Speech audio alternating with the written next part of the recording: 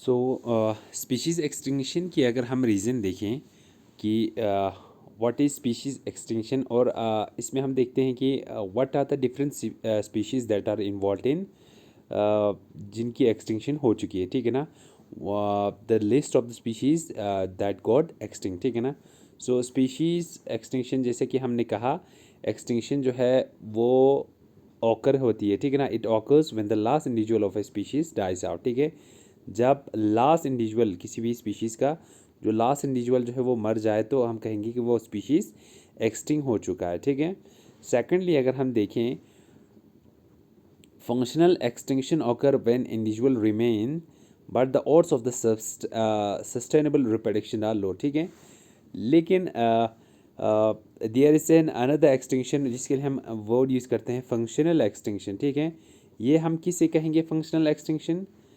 Functional extinction occurs, ठीक है। ये कब होती है functional extinction? When the individuals remain but individual अभी क्या है, अवेलेबल है, ठीक है ना, but the odd of the sustainable reproduction is low, लेकिन उसकी जो सस्टेनेबल रिप्रोडक्शन जो है वो बहुत कम होती है, ठीक है। या हम ये कह सकते हैं कि the species effectively extinct even though individuals remain, ठीक है। कि जो स्पीशीज़ है वो लगभग ख़त्म हो चुका है अगर इसके कुछ इंडिविजुअल जो है फिर भी प्रेजेंट है, ठीक है ना। तो हम उसके लिए वर्ड यूज़ करेंगे फंक्शनल एक्सटिंक्शन, ठीक है। So how many species are we losing, ठीक है, कि कितने जो स्पीशीज़ है वो हम लूज़ कर रहे हैं, ठीक है। तो उसके लिए क्या है डिस्टेंट, या अगर हम पास अगर फॉसिल रिकॉर्ड देखते हैं तो उससे हमें फॉसिल रिकॉर्ड से हमें एक रिकॉर्ड मिल जाता है, एक रिकॉर्ड मिल जाता है किसके बारे में, जो पास जो स्पीशीज़ है, ठीक है ना, जो एक्सटिंक्ट हो चुके हैं, ठीक है। तो उसमें हमें किसके बारे में मिलता है कि जो मैरिन स्पीशीज़ या मैमल्स उसके हमें फॉसिल रिकॉर्ड मिल जाते हैं, ठीक है। तो अगर रिसेंट पास की अगर हम एक्सटिंक्शन की बात करें तो उसमें डिफरेंट मैमल्स या बर्ड्स या एम्फीबियंस जो है वो आपको देखने को मिलेगा, ठीक है ना। तो इस तरह वी कैन मेक ए, ठीक है ना, प्रोजेक्ट, ठीक है ना, जिसकी बेसिस पे हम क्या कर सकते हैं कि जो पास की कितने भी स्पीशीज़ है उनका एक हमें रिकॉर्ड मिलेगा फॉसिल रिकॉर्ड से, ठीक है, कि कितने species we are losing presently what we are losing, ठीक है ना, और इन फ्यूचर कितना स्पीशीज़ जो है एक्सटिंक्ट होने के चांसेस है, ठीक है। तो by plotting a record we can analyse that how many species are we losing, ठीक है ना।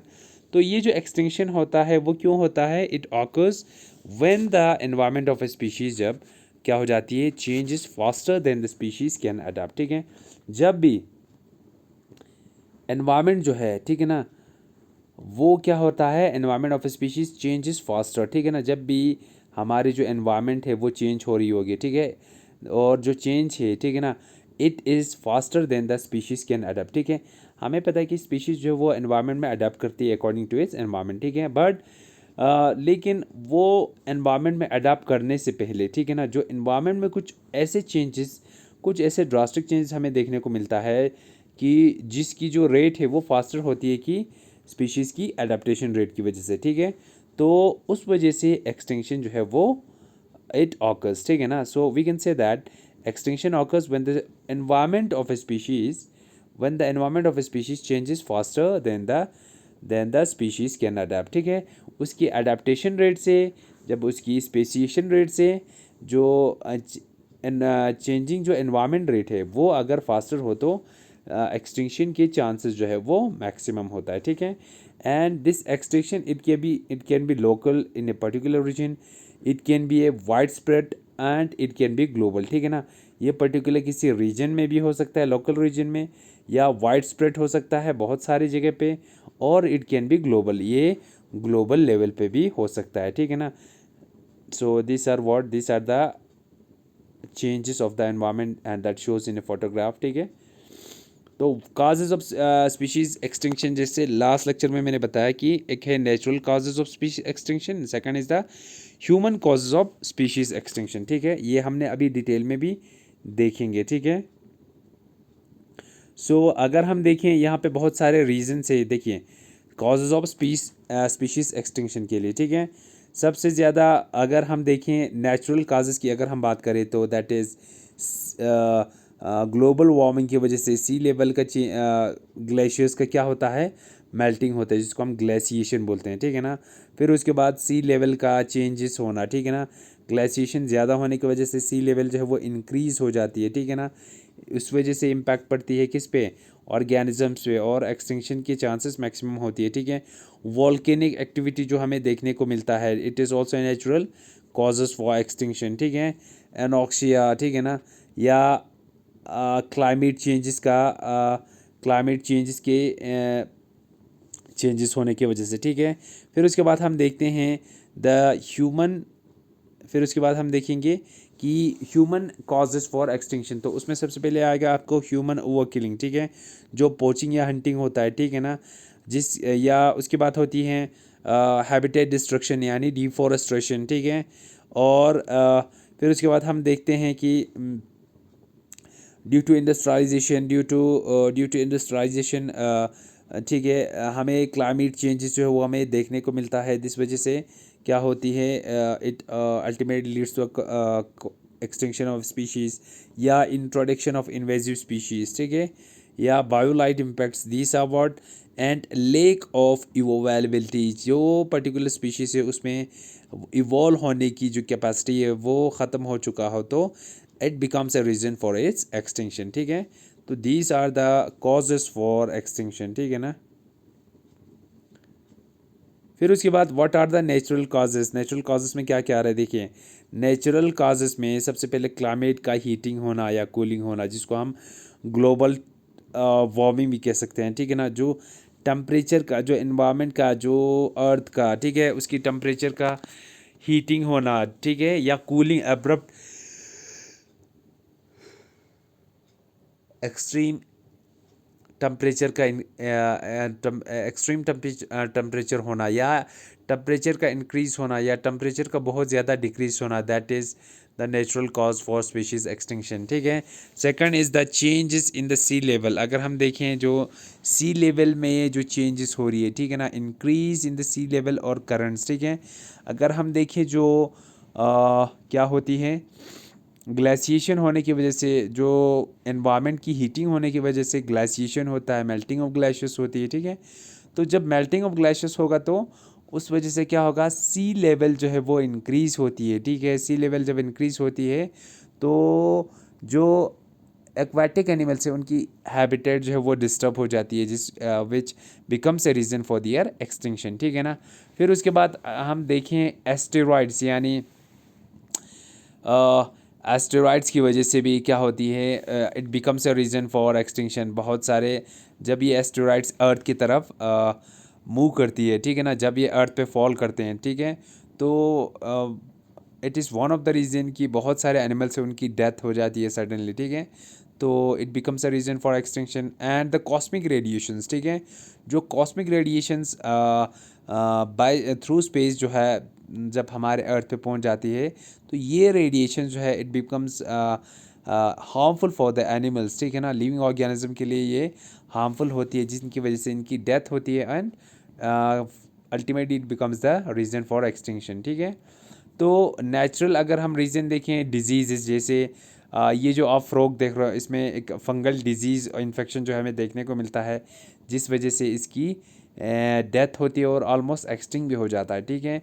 एसिड रेन, ठीक है ना, acid rain is what, it is a rain, ठीक है ना, which is mainly cause due to increase content of sulphur dioxide. किसकी वजह से होता है, सल्फर डाइऑक्साइड की कंटेंट की ज़्यादा होने की वजह से एनवायरनमेंट में हमें क्या होता है, एसिड रेन जो है वो हमें इसके रिजल्ट में हमें एसिड रेन जो है वो हमें देखने को मिलता है, ठीक है। तो acid rain it is also ये बहुत इम्पैक्ट करता है लिविंग ऑर्गेनिजम्स पे, ठीक है ना। तो acid rain it is also reason for the extinction of animals. फिर उसके बाद है इनवेजिव स्पीशीज़, ठीक है ना, जो जो जो जो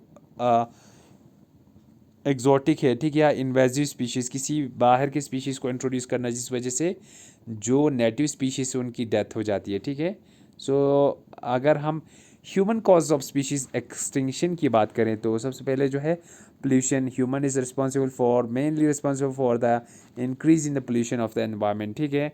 और जो environmental pollution जो है वो increase होती है, ठीक है ना, in many ways, जिससे global warming is the cause of animal demise, ठीक है, जिस वजह से global warming हो जाती है तो उससे एनिमल की डेथ रेट जो है वो ज़्यादा होती है, ठीक है। इंक्रीज ह्यूमन पॉपुलेशन, ठीक है ना, increase human population, this is one of the reason, जिससे क्या होगा, ओवर हार्वेस्टिंग होती है, ठीक है। यानी पॉपुलेशन ज़्यादा बढ़ेगा तभी क्या होगा, पॉपुलेशन ज़्यादा बढ़ेगा, ओवर हार्वेस्टिंग होगा, ठीक है। ओवर हार्वेस्टिंग से क्या होगा, जो हैबिटेट्स है, ठीक है ना, जो लिविंग ऑर्गेनिजम्स के ठीक है, तो वो इम्पैक्ट हो जाती है ओवर हार्वेस्टिंग से, ठीक है। तो that is a reason for extinction. And finally the destruction and fragmentation of habitat which becomes a reason for extinction, ठीक है ना। So these are the confiscated products made from the endangered species. देखिए जो endangered species है उनकी इन्होंने hunting and poaching किया हुआ है, ठीक है। तो आप यहाँ पे देख सकते हो, तो इनकी जो एनिमल्स की, स्पेशली जो टाइगर्स है, इन एनिमल्स की, ठीक है ना, डिफरेंट एनिमल्स की, ठीक है, उनकी जो फैदर्स होता है, ठीक है ना, उनकी क्या होती है, डिमांड जो है वो बहुत ज़्यादा होती है मार्केट में, ठीक है, वैल्यू भी बहुत ज़्यादा होता है, ठीक है। तो उसके लिए हंटिंग और पोचिंग जैसे केसेस हमें अक्सर देखने को मिलते हैं, ठीक है ना। सो स्पीशीज़ एक्सटिंक्शन फैक्ट्स, ठीक है ना। अब ये फैक्ट्स जो है जो आपको याद रखना है, these are the extinction facts. ये मैंने आपको जो कल के लास्ट लेक्चर है उसमें ये चीज़ मैंने आपको बताई हुए कॉज के साथ में, जिसमें क्या होता है कि 16,928 plant and animal species are known to be threaten with extinction, ठीक है। तो आपको ये चीज़ याद रखना है कि लगभग कितने हैं, 16,928 प्लांट एंड एनिमल स्पीशीज़ जो है वो they are known to be threaten with extinction, ठीक है ना। उनको देयर इज़ एवरी केस कि ये जो प्लांट्स है they are threaten species and there is every chance कि ये एक्सटिंग हो जाए, ठीक है ना। सो अगर हम देखें, they may be gross under estimate because they may be a gross underestimate because less than 3% of the world's, that is 1.9 million, less than 3%, ठीक है ना, that is 1.9 million described species have been assessed for IUCN Red List of Threatened Species। यानी जो अगर हम देखेंगे, जो world की अगर 1.9 लाख स्पीशीज़ जो है वो क्या हुआ है, वो IUCN जो red list of threaten species है ना उसमें असेस किया हुआ है, ठीक है ना। IUCN जो रेड लिस्ट है या रेड डाटा बुक है, that is the it is a record book of threaten species of plant and animals, ठीक है। तो अगर हम देखें 1.9 मिलियन जो अभी के जो डिस्क्राइब्ड जो स्पीशीज़ है वो that is in the list of IUCN red list of threaten species, ठीक है। सो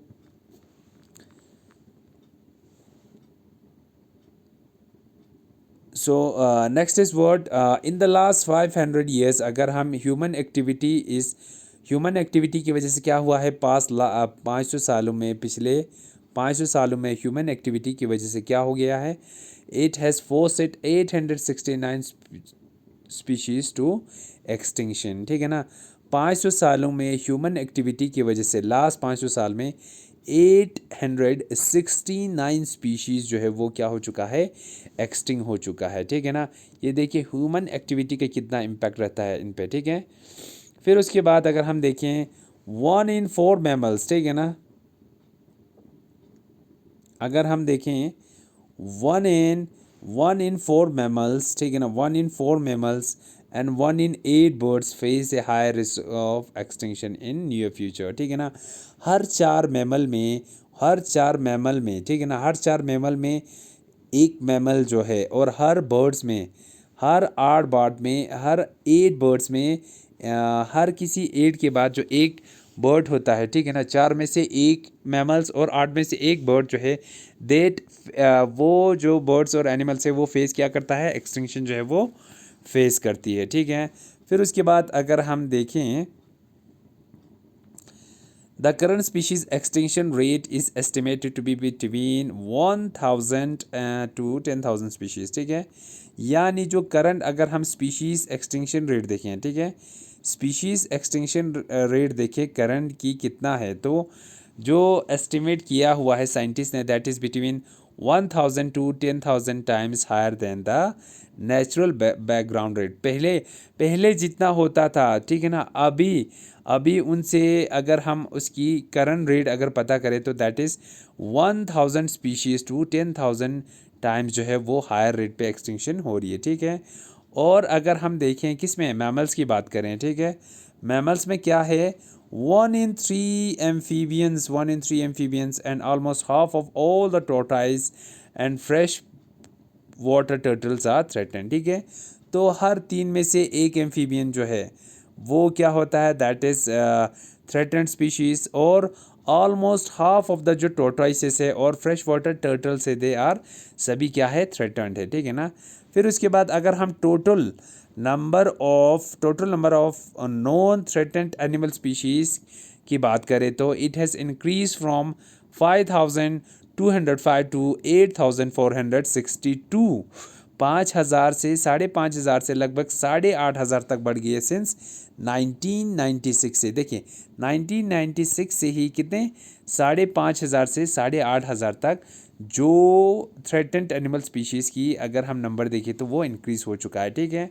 और अगर हम देखें व्हाट आर द रीज़न, तो हैबिटेट लॉस जो है और डिग्रेडेशन इफेक्ट जो है, ठीक है ना, habitat loss and degradation, sorry, जो एनिमल्स की हैबिटेट लॉस हो रही है, ठीक है, और उनकी डिग्रेडेशन हो रही है, ठीक है, it affect 89% of threaten birds को वो इफेक्ट करता है। देखिए आप रेट कितना रेट है, 89% ऑफ थ्रेटन बर्ड्स जो है वो इफेक्ट हो रही है, 83% ऑफ मैमल जो है वो इफेक्ट हो रहा है, ठीक है ना, एंड 91% ऑफ थ्रेटन प्लांट जो है वो इफेक्ट हो रहा है। किसकी वजह से, सिर्फ हैबिटेट लॉस की वजह से। वो हैबिटेट लॉस जो है वो किसकी वजह से, not by the natural cause, it may be mainly by the human cause जो है वो रीज़न बनता है किसके लिए, इन थ्रेटन्ड एनिमल स्पीशीज़ के लिए, ठीक है। 89% ऑफ थ्रेटन्ड बर्ड्स है, 83% ऑफ मैमल्स है एंड 91% ऑफ थ्रेटन्ड स्पीशीज़, ठीक है ना।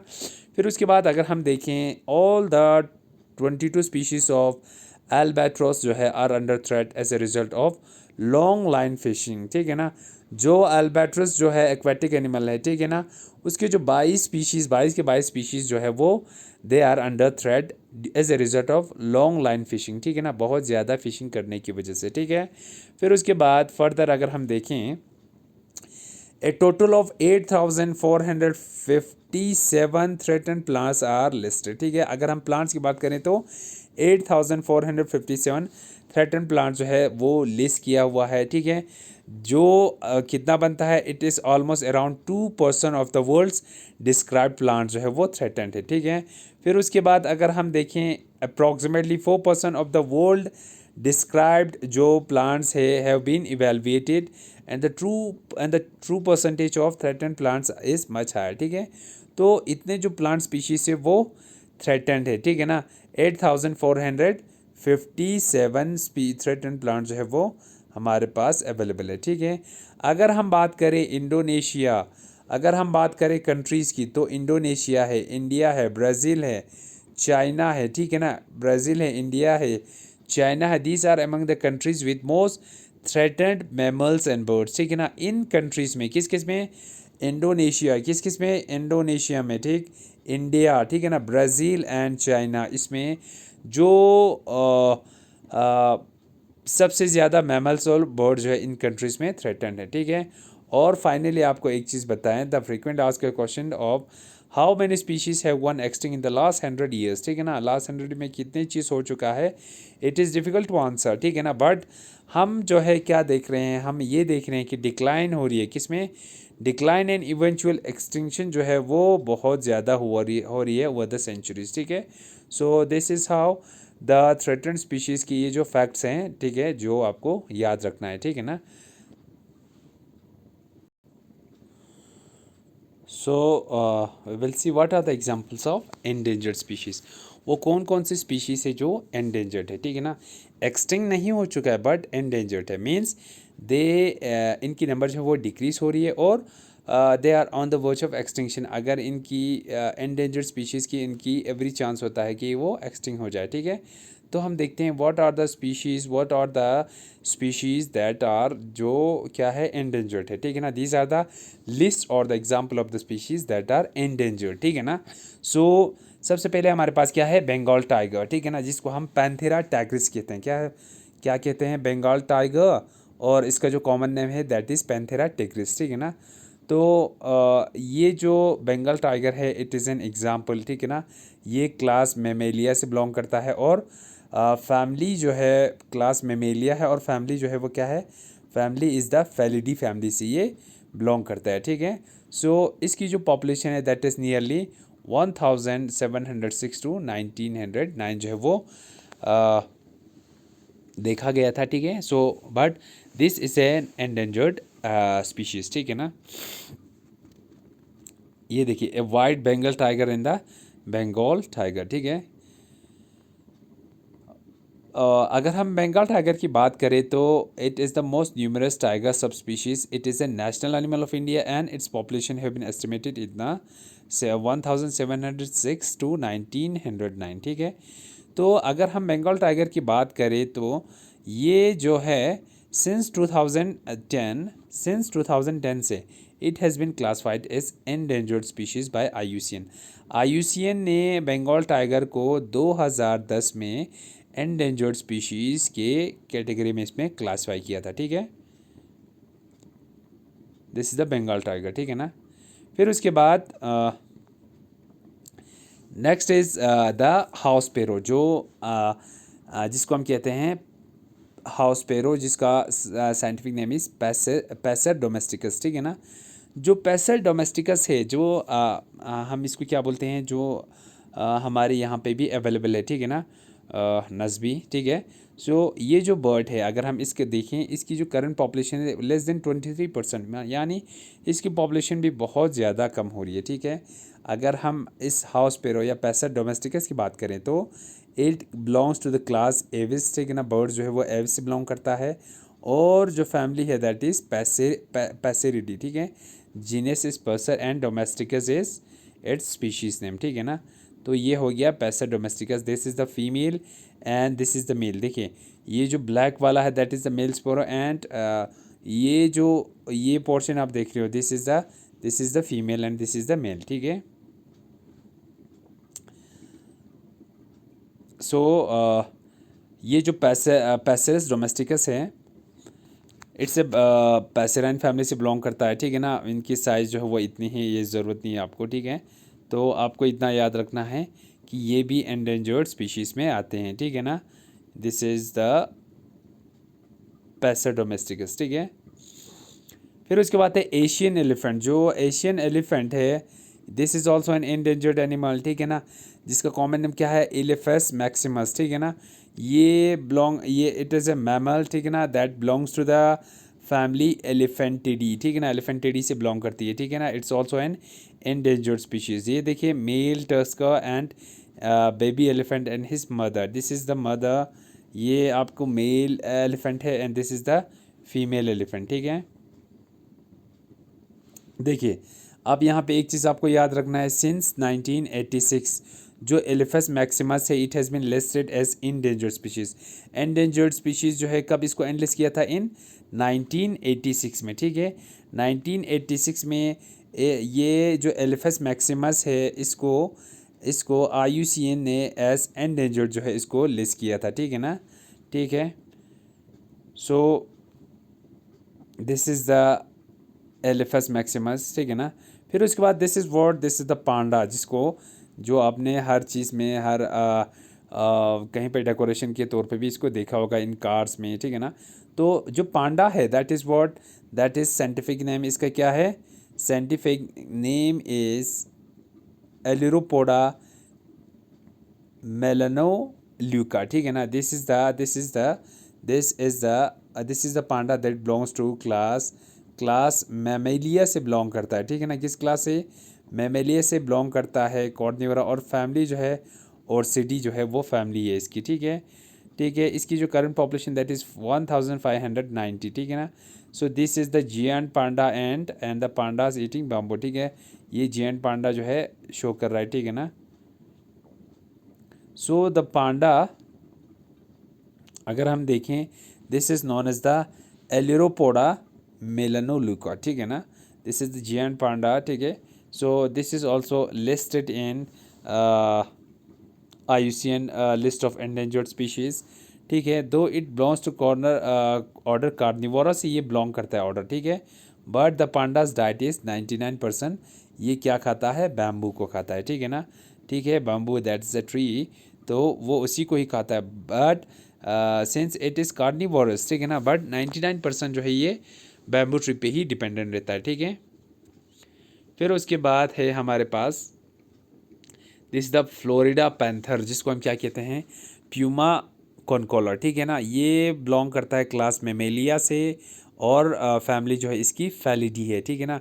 So this is also an endangered species. फिर उसके बाद अगर हम बात करें, हमारे पास क्या है, द मैजेस्टिक फ्लोरिडा पैंथर और ब्लैक पैंथर, ये यही स्पीशीज़ है, ठीक है ना। और अगर हम इसकी बात करें तो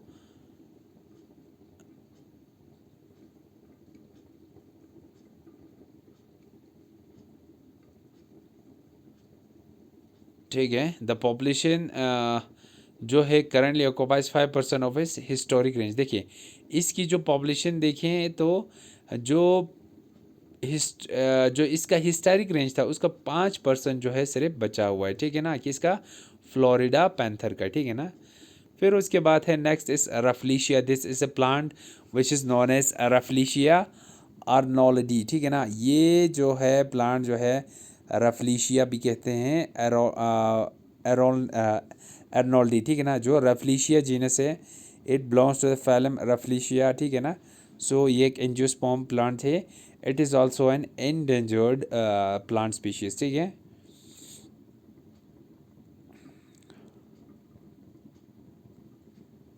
सो next is the bottle knows dolphin, ठीक है ना, next is the bottle knows dolphin, ठीक है, इसको हम टॉर्सियोप्स कहते हैं, ठीक है। बट बॉटल नोज डॉल्फिन जो है वो भी it is a class, it belongs to class mammalia, ठीक है ना। ऑर्डर कौन सा है, cetacea, and family is delphinidae, ठीक है। So it's also an endangered species, ठीक है। ये देखिए बॉटल नोज डॉल्फिन जो है आप लोगों ने देखा होगा, this is the bottle knows dolphin, ठीक है ना। एक अटलांटिक ओशन का है, दूसरा पैसिफिक ओशन का, ठीक है। सो दिस डॉल्फिन जो है, बॉटल्स डॉल्फिन जो है टिपिकली ऑफ 10 to 13 मेंबर्स इनमें प्रेजेंट होता है, ठीक है ना। लेकिन इंडिविजुअल साइज जो है वो वेरी करता है, अप टू मोर देन 1000 जो है प्रेजेंट होता है, ठीक है ना। This is the bottle knows dolphin, ठीक है। दिस इज़ द टॉकैन, ठीक है ना, it's a bird that belong to the class Aves, और ऑर्डर किससे बिलोंग करता है, पेसिफॉर्मिस, ठीक है ना। So it is known as Ramphastidae, ठीक है ना। ये भी क्या है, इट्स एन एंडेंजर्ड बर्ड, ठीक है ना। दिस इज़ द टॉकैन, ठीक है। फिर उसके बाद ये थे, this are the few examples, this were the few examples किसके लिए, which were the example of endangered species, ठीक है ना। और अभी ये फ़िलहाल हाल फिलहाल के लिए ये एंडेंजर्ड है, बट एक टाइम ऐसा भी आएगा कि हम इन स्पीशीज़ को अगर हम बचाएंगे नहीं, ठीक है ना, अगर कुछ स्ट्रैटेजी मेजर्स हम लेंगे नहीं, ठीक है ना, प्रिवेंटिव मेजर्स लेंगे नहीं इनको बचाने के लिए, तो दी स्पीशीज़ जो है देयर इज़ एवरी चांस कि ये चीज़ें क्या हो जाए, दी स्पीशीज़ दे में बिकम एक्सटिंग, ठीक है ना, वो एक्सटिंग हो सकती है, ठीक है। तो कंजर्वेशन प्रोजेक्ट जो है वो बहुत सारे बनाते हैं इनको बचाने के लिए, ठीक है ना, फॉर दियर कंजर्वेशन, ठीक है। तो कंजर्वेशन प्रोजेक्ट से अगर हम बात करें तो कुछ कंजर्वेशन प्रोजेक्ट में गवर्नमेंट का रोल होता है, गवर्नमेंट इनको फॉर्म करती है, और कुछ जो है इसमें अपने कम्युनिटी का ही रोल होता है। जैसे अगर हम देखिए गवर्नमेंट ने टाइगर प्रोजेक्ट जो है टाइगर को बचाने के लिए, और अगर हम देखें टाइगर प्रोजेक्ट और Reno project for the protection of Reno जो है, गवर्नमेंट ने इस तरह के दो प्रोजेक्ट जो है वो फॉर्म किया था, ठीक है। अगर हम कम्युनिटी की बात करें तो कम्युनिटी में जैसे चिपको आंदोलन, ठीक है ना, it was an andolan, it was a protest for the protection of their was a tree, ठीक है ना, जिसकी इम्पोर्टेंस बहुत ज़्यादा है, और लेकिन उसकी पॉपुलेशन जो है वो बहुत कम हुआ था, ठीक है। तो उसके लिए एक मूवमेंट चला था that was known as Chipko Andolan for the protection of this plant, ठीक है। फिर उसके बाद sacred groves is also a project, ठीक है ना, for the protection of living organisms, ठीक है। प्रोजेक्ट टाइगर जो है it was the project to save the ridley turtle, ठीक है ना। और रीनो प्रोजेक्ट में क्या किया था, it was to save the घड़ियाल, ठीक है। और देखो सेक्रेड यूज में हमने क्या किया था, बीज बचाओ आंदोलन, जो सेक्रेड ग्रूव्स था ये क्या था, इट वाज द बीज बचाओ आंदोलन। और चिपको आंदोलन जो है that was for the protection of नावदानिया, ठीक है। So this were the conservation projects that were formed इधर बाय द गवर्नमेंट और कम्युनिटी, ठीक है। सो इस तरह के प्रोजेक्ट का होना और कम्युनिटी जो प्रोजेक्ट्स का होना बहुत इंपॉर्टेंट है for the protection of plants as for the living organism, plant as well as animal, that is for living organism, ठीक है। तो इनके प्रोटेक्शन के लिए गवर्नमेंट को भी अपना रोल प्ले करना चाहिए, साथ बाई साथ side by side the community itself it has to be aware about these endangered animals and take the preventive measures or the preventive steps in order to conserve these living organisms, ठीक है। so this is sufficient, so thank you, thank you very